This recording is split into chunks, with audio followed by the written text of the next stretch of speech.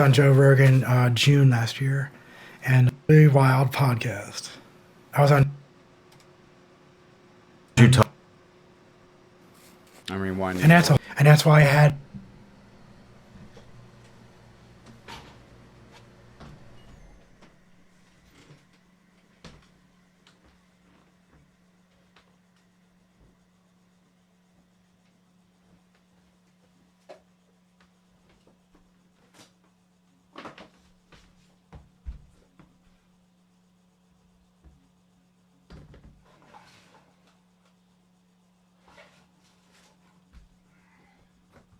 What's up?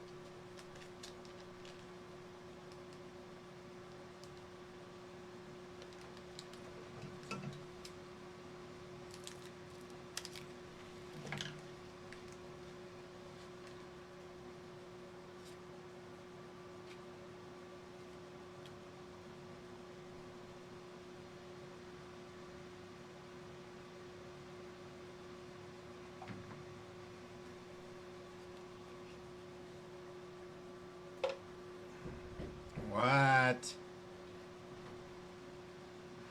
have a charge on my account for $179 to a California check. A California check. Huh? A California check. Yeah, you know what that is? No.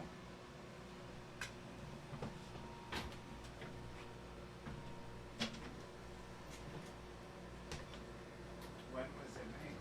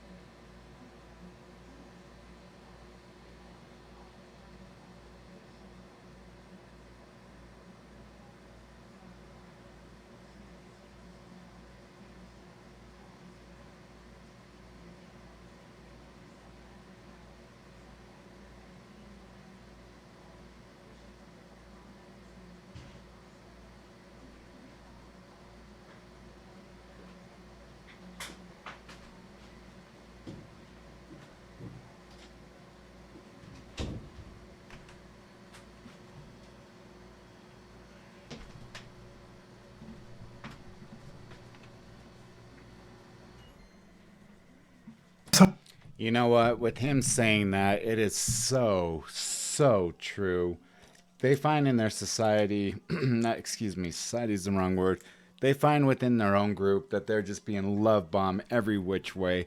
And even though it's a movie, a good example that I used is if anybody's ever saw Chasing Mary or Chasing Amy, it was a early film where Ben Affleck falls in love with the girl and she happens to be a lesbian. But she eventually ends up turning around and ends up falling in love with him.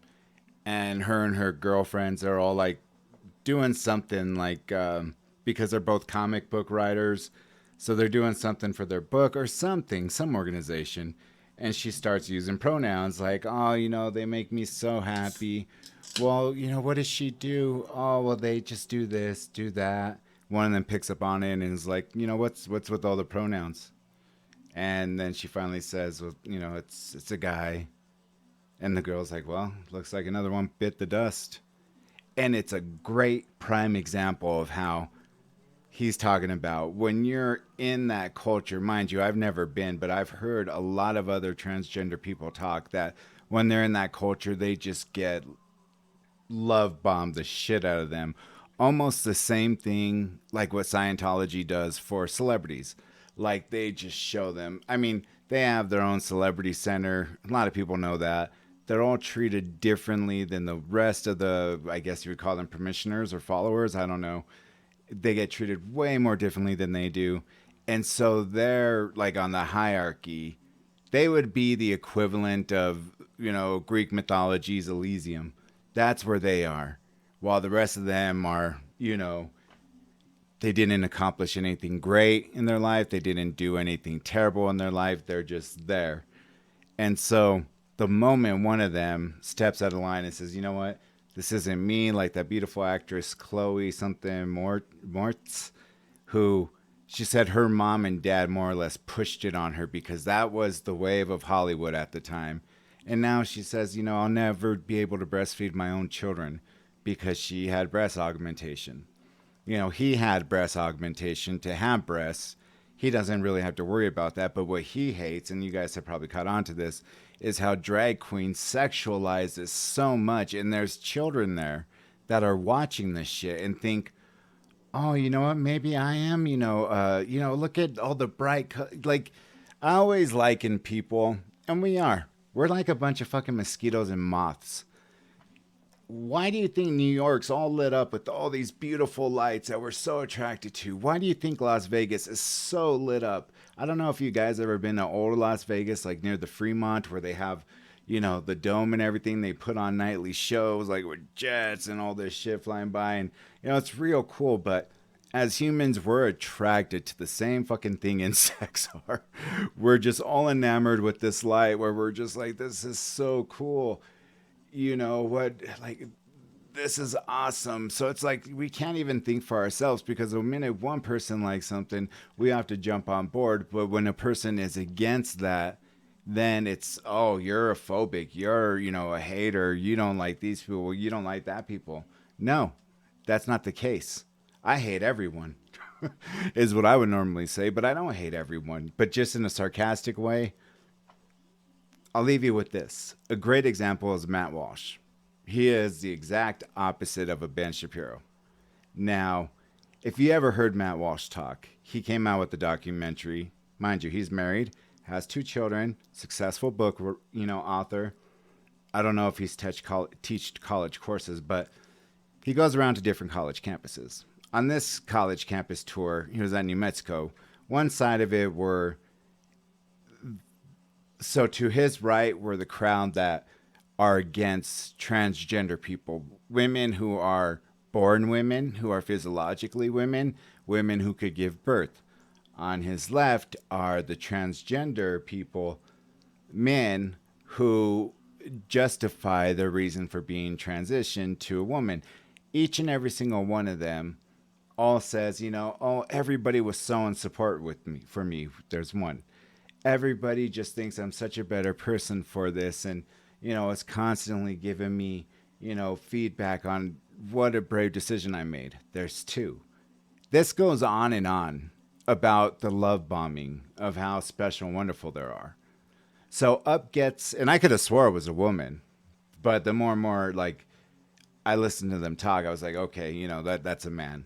So I don't know if any EMTs out there have to take almost the same kind of oath like a doctor, you know, that you will do everything within your power to, you know, save this patient or be there for this patient or provide the best care you can for this patient. I don't know if there's an oath like that for EMTs. But he's talking, and every time these, you know, transgender people talk to somebody like him, they automatically attack with hate and malice.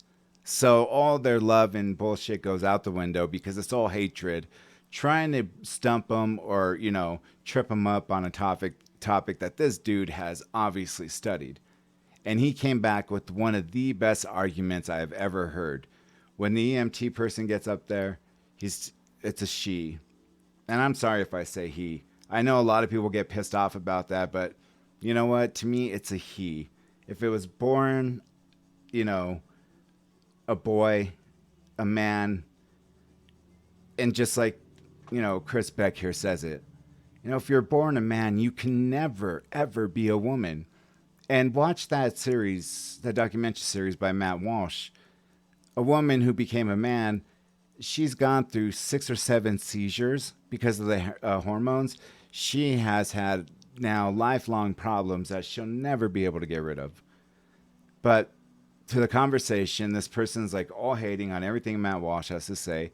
And so Matt Walsh comes back. He's like, hold on. Let me ask you this one last question. He's like, you know, you have a job to protect and try to, you know, stabilize every patient you go and see before you take them to the hospital, right? Person agrees. What if you got a call from a man who is having terrible, absolutely terrible abdominal pains, and he looks to you and tells you, I don't know what's going on with me. I think I'm having a miscarriage. How are you going to handle that? And everybody who was real women on the one side and against transgender were like standing up, clapping, ovation. And I know probably from this guy's, you know, this guy woman's point, he was probably just embarrassed because he didn't know how to answer that. He didn't know what to say. And that is probably one of the best points I've ever made somebody heard make anybody, the best point that anyone has ever made.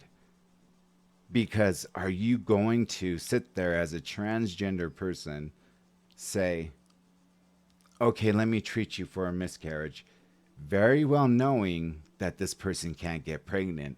And that's their comeback. Well, there's some women who can't get pregnant. Yes, that's true. But they have the physiology to get pregnant. I've known several people, one who had ovarian cancer, another couple who at church, they could not have kids whatsoever. Now they have 3 to 4 beautiful children. They even went to go see fertility doctors. I don't know if it was the grace of God or a miracle or what, but they had children.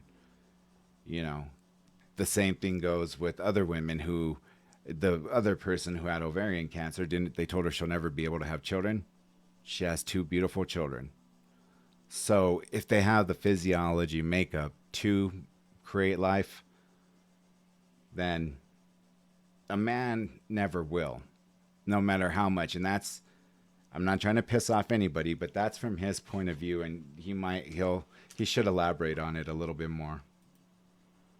Somebody that has intense depression or intense anxiety, and that person might be gay, might not be gay, might be confused, might be anything above, but enough of their life is into that realm close enough. Just like myself.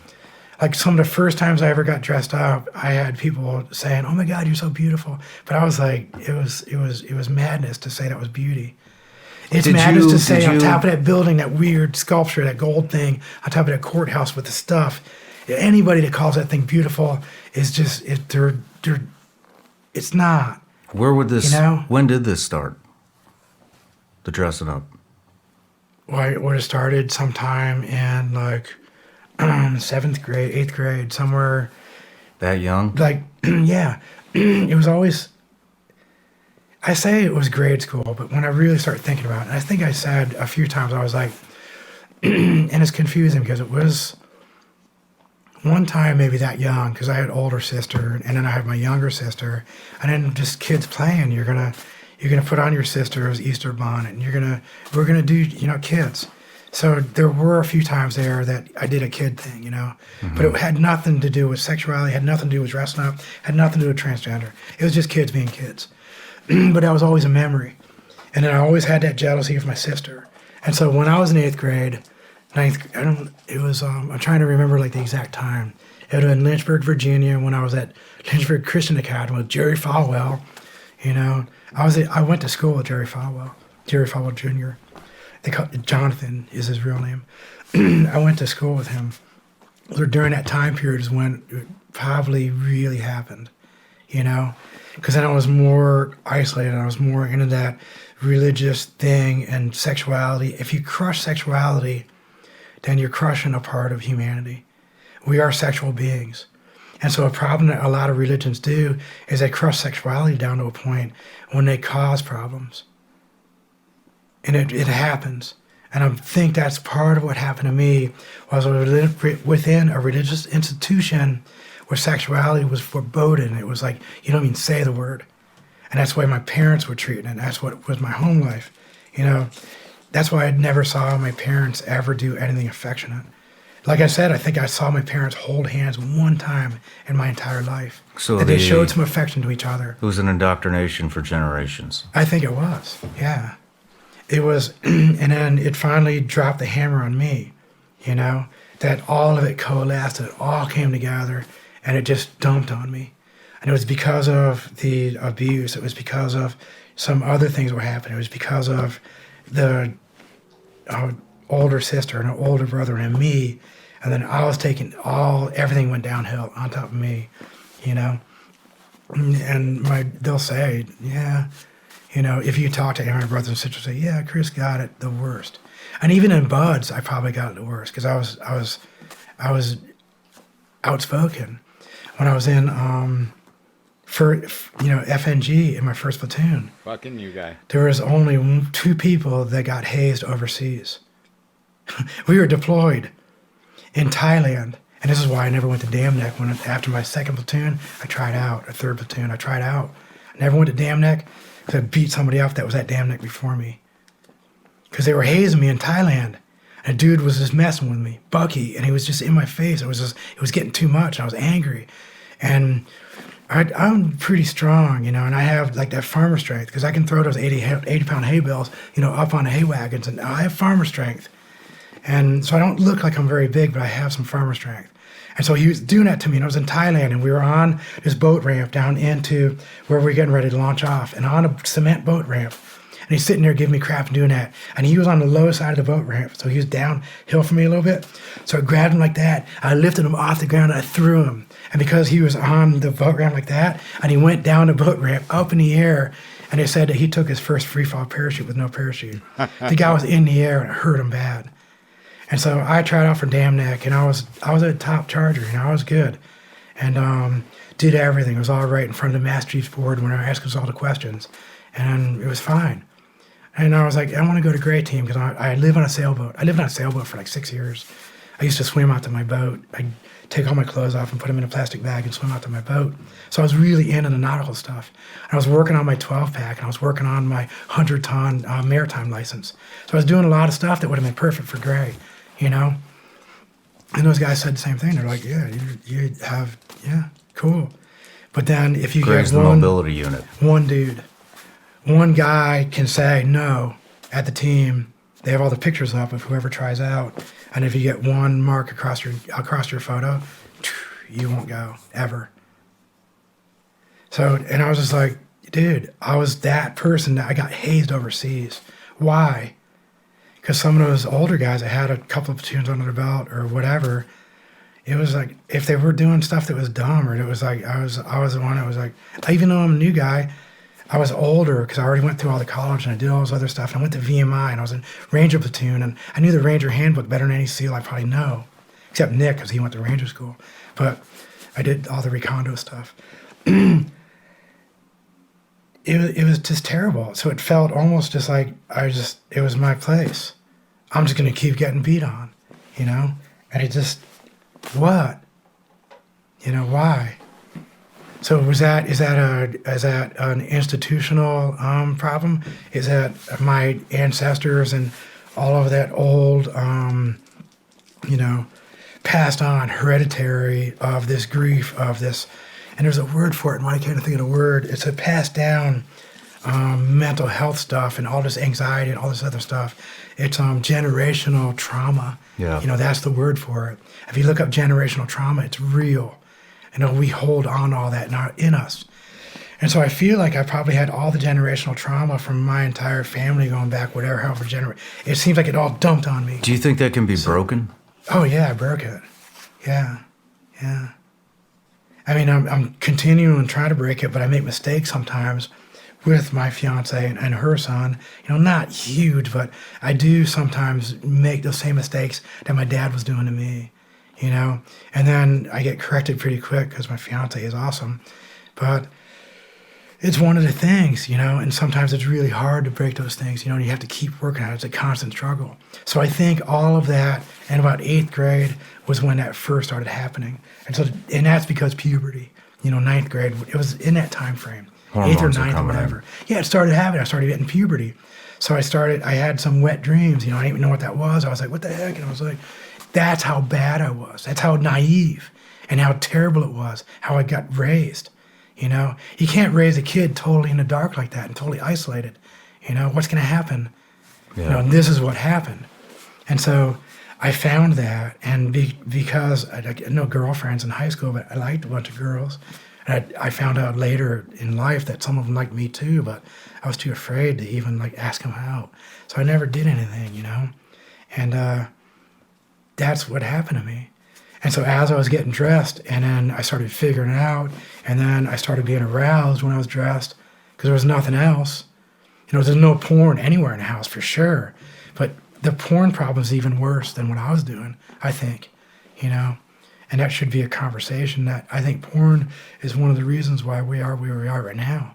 It's a slow degradation of your own moral compass.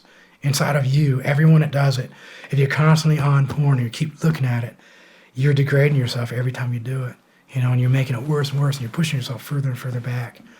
And so the only outlet I had was just I did it once, and it was like, oh, wow, hey, this is cool. And then you do it again, so it reinforces what you had. You do it again, and it reinforces. Do it again, it reinforces. And so all those constant reinforcements of my own self-pleasure, because that's all I had, I got kind of stuck on that train. Were you doing that through your entire career? I mean, all the way from 8th grade rarely. all the way Even then, in school, when I was a kid, it would be very rare. So I would basically steal my sister's something, and I would keep it for a day maybe, or just that night, and then maybe they're at school, I would fake being sick the next day to make sure I could put everything back. So it was always very short periods of time and very seldom. But that was all I had. And so if I did it once every 6 months or once every once a month or whatever, not being that much, later in life because it started. But in the SEAL teams, it was almost never, because we were always in these open barracks, and it was the showers, and we had group showers, And because still all of my focus was still on feminine, I'm not gay, it was always still the female. You were always attracted to females. The attraction was always feminine, but for whatever reason, it turned into feminine towards myself, which made all of this kind of really hard to figure out. And psychologists will deny that all-got-a-family even exists almost. And they deny that gender dysphoria exists. It's just all transgender now. They want everyone to be transgender. Why do they? Why? It's money-driven now. So if you have gender dysphoria, all you need to do is go in and see counseling and do it once in a while, and you can recover from it. You can heal yourself. You can do this, just like I did. If you have autogynephilia, you can heal yourself, or you can redirect a lot of that. And so my redirection for that right now isn't really fully complete either. So I'm still, and my fiance, God bless her, is just the most patient person, and she knows what's going on because she actually has a lot more intelligence for a lot of this than I do even. I wish she was here talking. She would be much more coherent. But she's patient, and she knows that the final outcome is going to be an incredibly compassionate person with a lot of knowledge about the feminine species and about a lot of things that most men don't understand or can't even partway comprehend. And so if I did ever become a marriage counselor, I'd probably be an amazing marriage counselor because I can talk right now about a lot of things that women do that they should work on to be better with their men, you know? For example, women reward bad behavior and they punish good behavior all the time. And it works like this. So if a dude is doing really good and buying her flowers and being awesome, she thank you and really awesome stuff, and it's really cool. But it's more of that normal plane of just we're living together and we're having a great life and it's really wonderful. But if that dude starts doing really bad stuff and really stupid stuff, she's going to start really taking on the love, and she's going to really start doing extra stuff to try to get him back on the good side. She's rewarding bad behavior. And so what they should be doing is when the dude starts being kind of a jerk, she should just say it, call it out, saying, hey, you're being a jerk right now, and I don't really want to be with you right now, and I'm going to go sleep on the couch. You know? And then he goes, well, what was I doing? You know, let's talk about it. Then you have a conversation, and you speak about everything that's going on, and then you work it out. And then he starts doing really good stuff again, and then she starts rewarding him then. That's when you want to say, hey, we've been having the best time right now, and I don't think we've had a fight or an argument even in like this whole week. You know, let's go out on Friday and have a great time. Let's go have some fun. And then when we get back home, I have a surprise for you. Like if women would start doing that, they would find a drastic change in behaviors. That's just one. I have a whole bunch of stuff like that. There's so much that I can do right now because I did live on that side. I didn't live on that side, but I was imitating that side. And so I was trying in all the different ways to try to be my sister, you know? And that's what happened in the opioids and all the depression and my anxiety about everything else and the PTSD and the TBI and everything on top of it. You're talking about a big ball of mental health issues. Oh, yeah. You know? And that's with a lot of veterans. And I pray that those veterans out there didn't have the childhood I had to make all of the other stuff start happening, because they're going to end up in the same boat that I was in. You'll end up going there. If you had everything that I had in my life, it's a recipe for everywhere I went, you know? And that's all the stuff that I had to figure out. I had to figure it out the hard way, because none of those psychologists were helping out. They all wanted to make money off me. They wanted to write a book with me and be a millionaire. That was the book. It was a book that I hired a lawyer to try to stop. I didn't want that book to go out there. Partway through the writing of the book, I figured out what she was doing, and so I started fighting it. And half that book is her making stuff up that nobody really knows about. You know, half the book is me because I was giving her information. I was working with her. But then when I realized what was going on, then I got that lawyer to try to stop the book and try to do something else, or at least have me have the final say. You're a contributor, but it's my book. It's my life. What turned out was she wrote the contract and I signed it under the influence of booze and drugs and everything else. There was a chapter she actually wrote that never got put in a book about my drug use and about how bad I was. Because she knew where I was, she took advantage of it. You know, and I'm not saying I'm a total, you know, kid that you're going to take advantage of in a really easy way, especially right now. But at that time in my life, I was in a really bad place. Lots of veterans get taken advantage of when they're in that state. Yeah. Because it's not you. It happens a lot. It's it wasn't booze, me at all. it's benzos, it's Yeah. antidepressants, it's mood enhancers, it's So the first painkillers. psychiatrist took advantage of me. It's and she knew PTSD. exactly what she was doing. it's traumatic brain injury. Yeah. So had you ever vocalized that? No, I fact that- couldn't.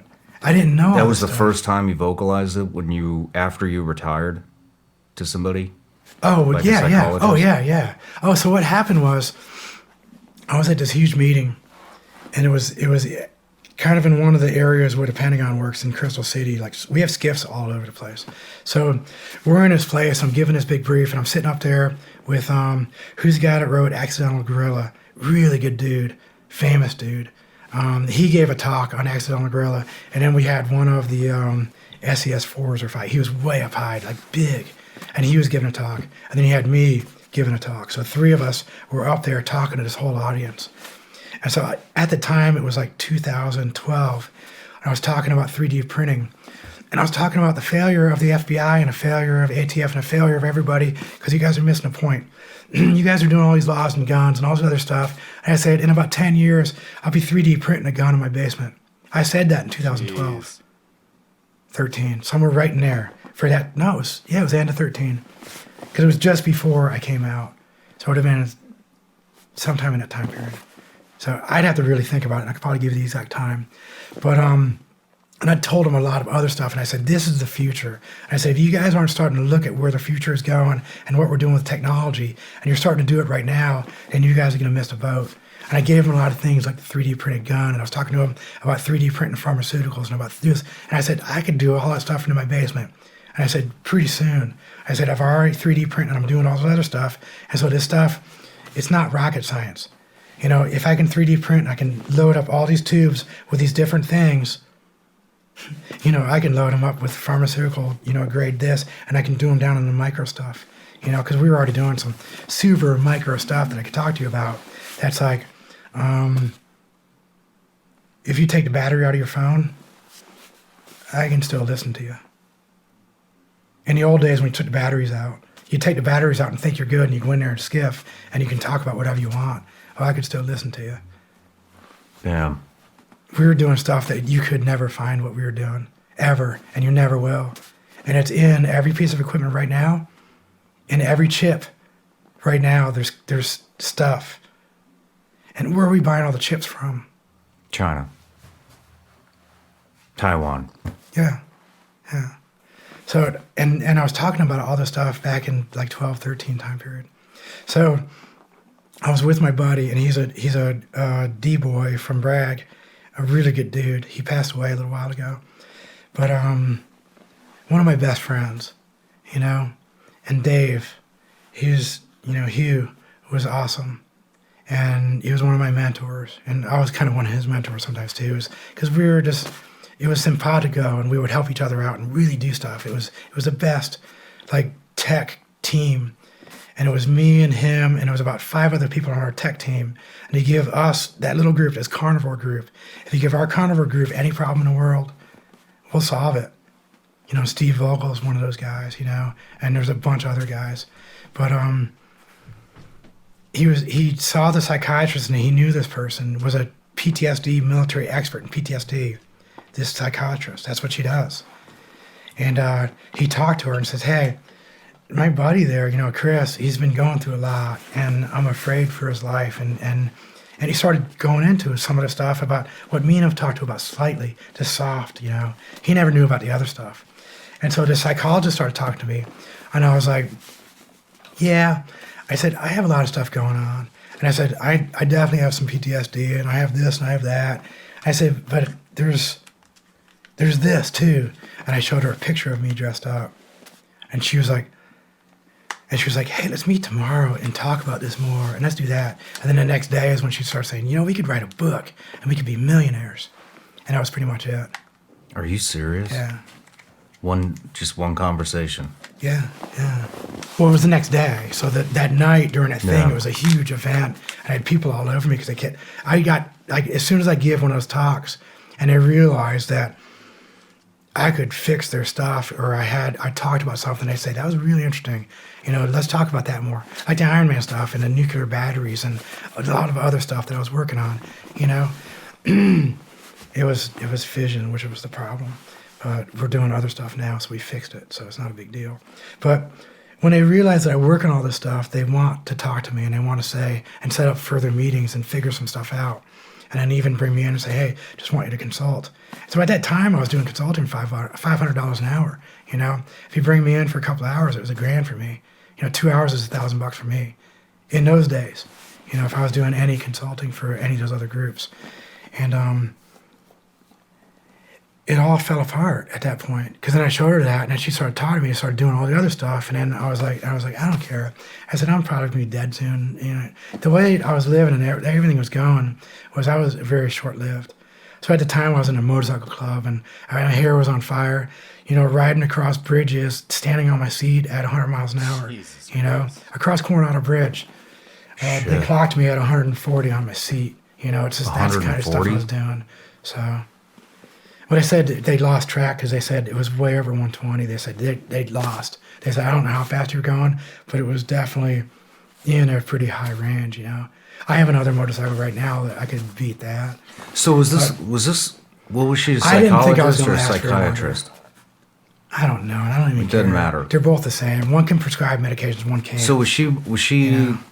co-authoring the book with you and treating you as a patient? No, the treatment was pretty much during the writing of the book, kind of, because it was, and when I went through mental health counseling, then I realized all the stuff that she was doing. It was basic counseling sessions, and then getting information and working on stuff and digging, and that's counseling sessions. But the thing was, it was like the idiot me signs a contract, when I was on, all the opioids and everything else. And I was doing other stuff too, because when you're in a motorcycle club, you're going to get access to a lot of stuff. And so I've been known to do lines of coke off a Hell's Angels bar, back in those days. It was loose, and the Hell's Anything Angels got to goes. be really good friends with me because I was riding a 1960 Kickstarter, motorcycle.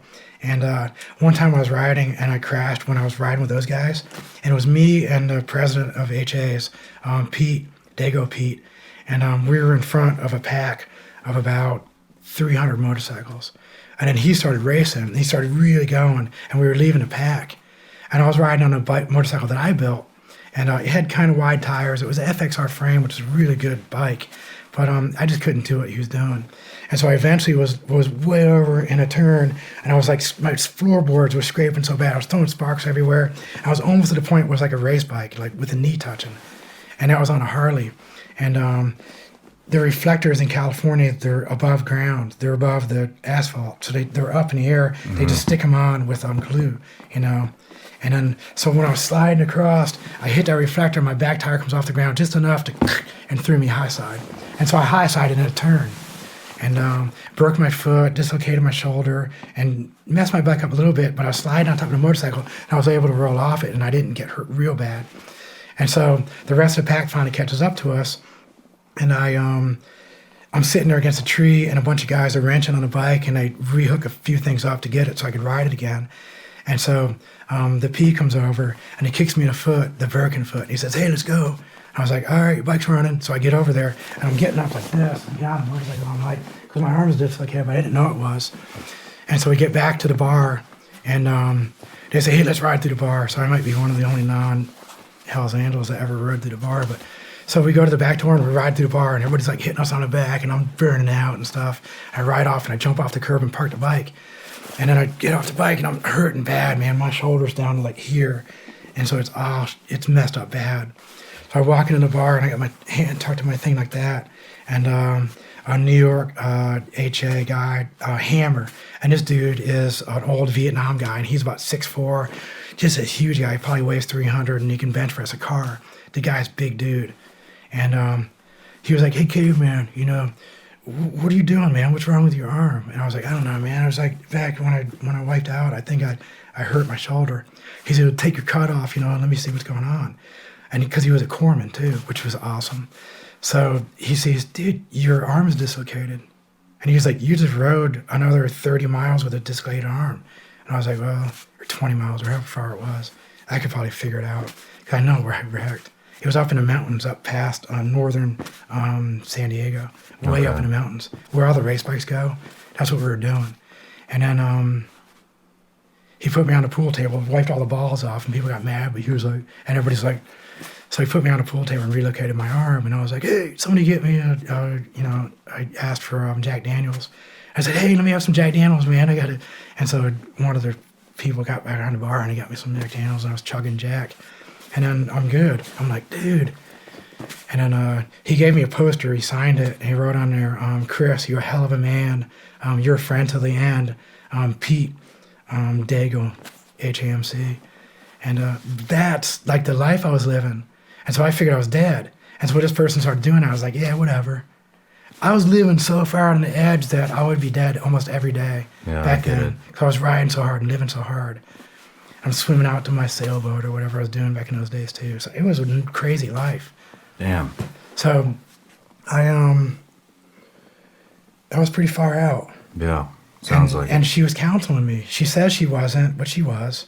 I went through the courses. I know what she was doing.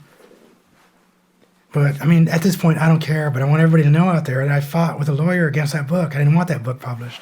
It should have never been published, you know? But at that point, the book went out. And then, like, 3 days later, I get a phone. I'm getting people knocking on my door in my house.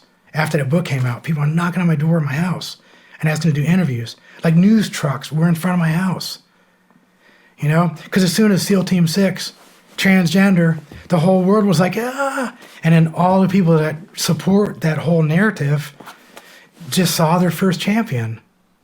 Because, I mean, it was so far out that it's easy when you look at, like, if you're like this, somebody who's like a hairdresser, it turns out to be transgender. That's like, yeah, okay, hairdresser, okay, cool. But when you have a Navy SEAL from Dam Neck, the whole world went crazy. Yeah. And so they're all sitting there in my front yard, and I keep saying no, and they're knocking on my door, and I had to put signs on my front yard saying, you know, get away, no interviews. And then finally I get CNN, Anderson Cooper calling me. He says, hey, I want to do an interview. And I said, I'll be respectful, I'm going to do this and do that. I was like, well, I'm not going anywhere. I said, if you guys come down here to my house, and I'll do an interview. Next day, he gets on an airplane, flies down to my house. And there was a storm, huge storm watch going on, which was funny. Because then when he lands at the airport, because it was such a quick thing, he just jumped on a civilian plane and just flew. He shows up at the airport, he's walking to the airport, and the storm is going. So everybody thinks he's there for the storm. You know, it's pretty funny. But he was there for my storm, you know? And that was the biggest mistake I ever made. Because I was just sick of all those trucks in my yard, and everybody knocking on my door. So I was like, okay, I'm going to do one interview, and I'm done. As soon as I did Anderson Cooper, then it was like the floodgates were open. Then I got even more people asking, because then it was like some of the story was out there, and it was a very short one. And then CNN calls back again, and they say, hey, we want to do a documentary. So it was a Kristen, because that lady, because I was suing her with a lawyer, we couldn't use the name of the book, Warrior Princess. They would have used the name of the book on that CNN special, because I was fighting with her with a lawyer, and it was just crap, everything was going on. She would not let us use the name of the book for the CNN thing. So they had to title it Kristen, you know? So, I mean, this all helps for the story to tell you that I messed up a lot. Should have never done Anderson Cooper. Should have never done any of that. It never happened. When she was talking to me about that, I didn't know anything about psychology. And when you talk to a psychologist as a military person, because we're institutionalized, we think they're trying to help. We think they're the experts. We think that they're the captain trying to make us good, or they're Master Chief trying to do something. But that wasn't the case at all. I don't think that's the case with very many of them at all right now, because they're getting rid of all the terminology out of their manuals. They're erasing a whole part of that book to try to make everybody into transgender. And that's what I quit doing, the counseling, because it's criminal what they're doing. They're teaching all these people all, like, it's not right. You know, they're making people transgender. And that's what, they didn't do that to me, I did it to myself. I just fell into it, and I was just like, I don't care. At that point, I didn't care. Well, I mean, you were in a very vulnerable state, you know, and they I made a lot took of advantage, mistakes. it sounds like. Yeah. So how did these conversations go? You know, it obviously started with you showing the picture, Yeah. and then... Well, then the next day then we the book. met, and then we met more, and then it was just, the questions were the questions that I would have been asking myself if I was a counselor. You know, the digging and trying to figure stuff out. It's a counselor work. I want to know about your childhood. I want to know about your military. I want to know about where did the PTSD come from and all this other stuff, and where did that. And so all the stuff she was doing was counseling sessions. At what point did it come up to actually transition? Oh, pretty quick after. Yeah. Real fast after. What did that initial conversation sound like? Oh, I don't remember. I just Yeah. remember that pretty soon after I was getting dressed all the time and I didn't care anymore. And I was like, I'm going to do it. And I don't care what anybody says. And I'm just going to try to figure something out. And I said, if this is the only way I can find happiness for myself, then this is what I'm going to do. And so I still had that job, you know, that really good job that I really messed up. And when I walked into Pentagon like that, it was like, it was nuts.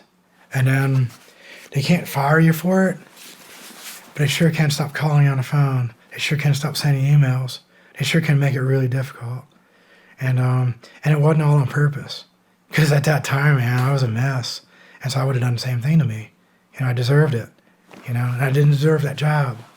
And so because I started getting less and less communication, less and less contact and doing my projects, for me, I was like to the guy, I was like, I'm not doing as much work anymore. So I want to cut my work week down in half and just half salary, you know, and just do this. I said, okay, immediately. And so I'm at half pay now because I'm not doing the same work. I volunteered that. And then after about 6 months of that half, I was just like, I went back in there and I says, you know what? I said, I'm not doing what you guys hired me for. This is not at all what you guys expected or what you hired me for. I said, it's probably better just to let this contract go and I'll just go away. And they're like, okay. Did you ever take hormones? Yeah, for a little while. Yeah. Yep. How long is a little while? So a couple of years. What did that? Not even constant. Probably wasn't even a couple of years total. Couple of years? Yeah. But I would say a couple of years just to, I don't know how long, because it was on and off, and I wasn't very good with it, you know, about taking it and doing it on time and making it all work.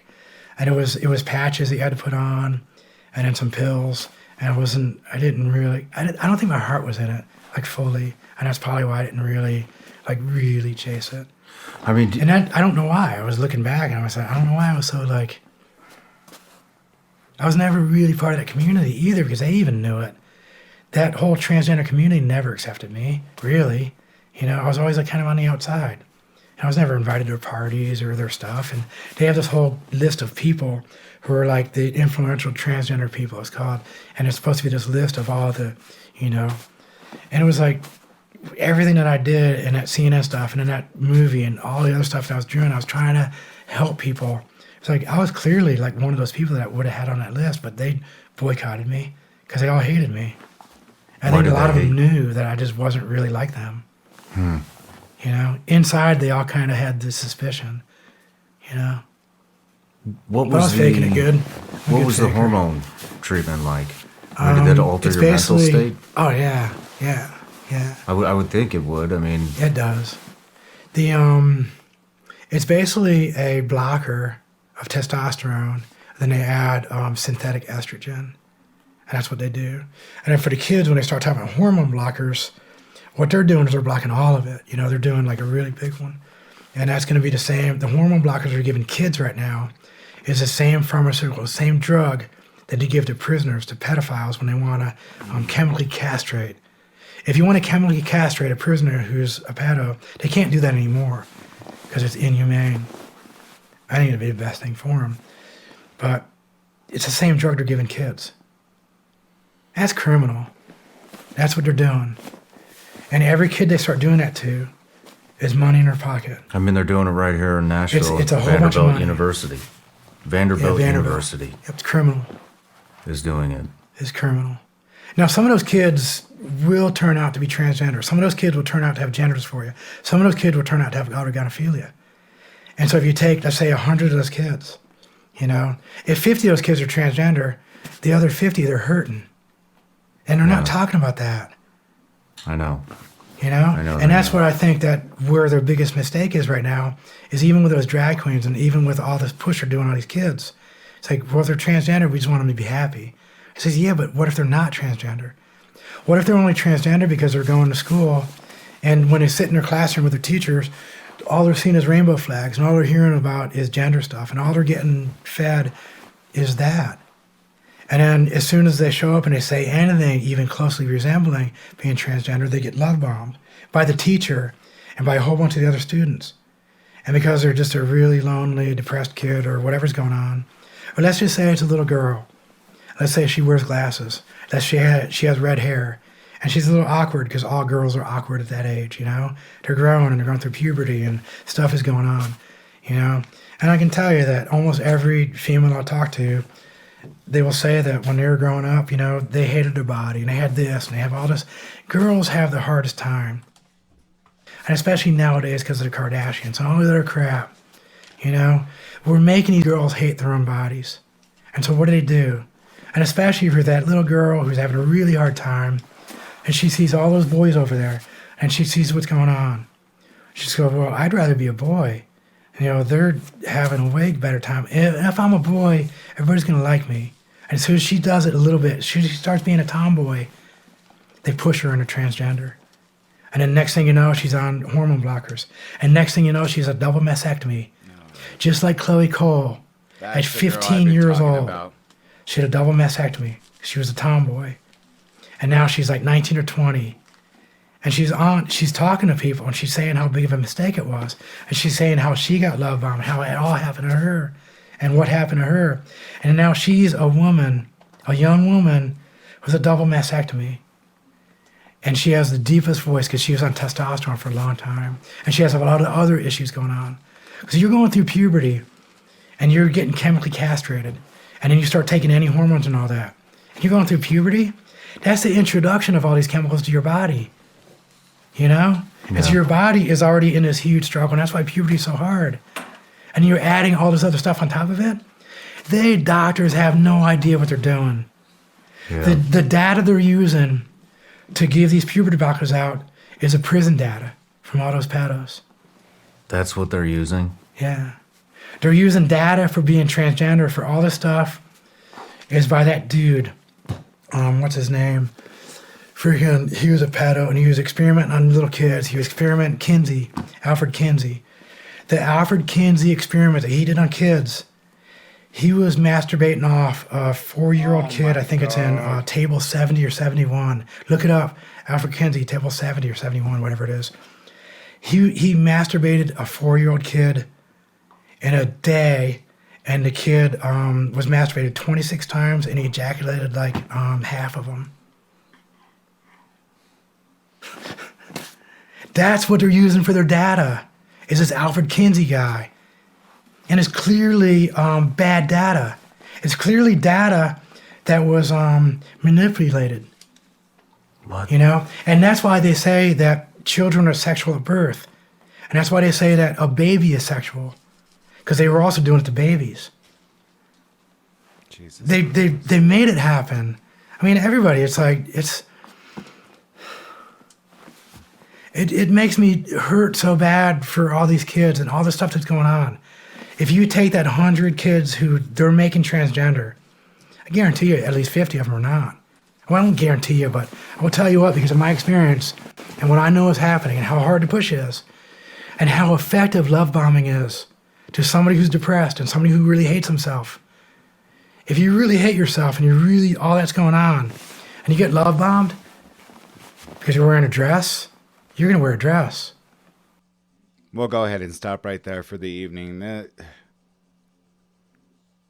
I don't know how scientists were able to get away with half the shit they used to back in the day, especially, you know, purposely dosing African Americans with, what was it? Was it syphilis or some carcinogen, something odd, and, you know, they barely came out now and recognized it and apologized for it. I mean, who else knows what the fuck the CIA or the FBI were doing to, you know, not just minorities, but children? I mean, come the fuck on. Are you... Wow. That was an eye-opener. Anyways, guys, I hope you continue on enjoying this. We'll probably have like another 2 more to go, but it gets better and better, trust me. This guy is extremely smart, intelligent, bright, knows what the fuck he's talking about. I hope you guys have been enjoying this, and yeah, when you finally get around to seeing this, it'll probably be sometime tomorrow, maybe tonight if you're just, you know, browsing YouTube. But either way, thank you for watching so much. I really do appreciate it, and I hope you have a wonderful evening, and you will catch me on the flip side. So, you know what? I'm out.